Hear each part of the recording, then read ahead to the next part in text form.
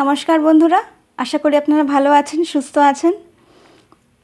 আজকে আপনাদেরকে black magic নিয়ে কিছু কথা বলবো।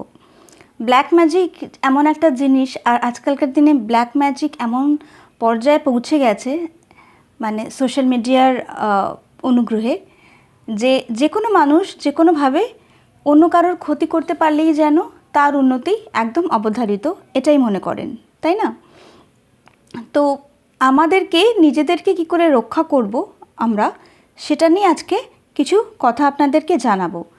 হোলার স্টক মানে হোলির ঠিক 8 দিন আগে এই সময়টা ব্ল্যাক ম্যাজিকের জন্য অত্যন্ত মানে ভীষণ পাওয়ারফুল একটা টাইম।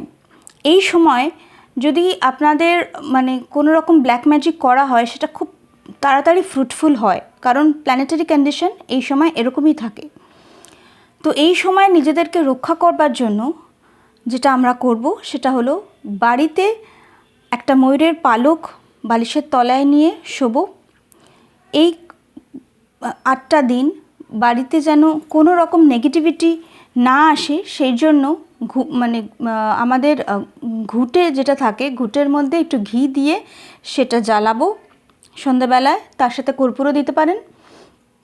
আর একটা জিনিস, সেটা হলো গরম মশলা যেটা হয়, যেটা তার সঙ্গে একটা জায়ফল, মানে গরম মশলার সঙ্গে একটা জায়ফল যুক্ত করে সেটা কিন্তু আমরা রাখবো আমাদের বালিশের তলায়, ঠিক আছে?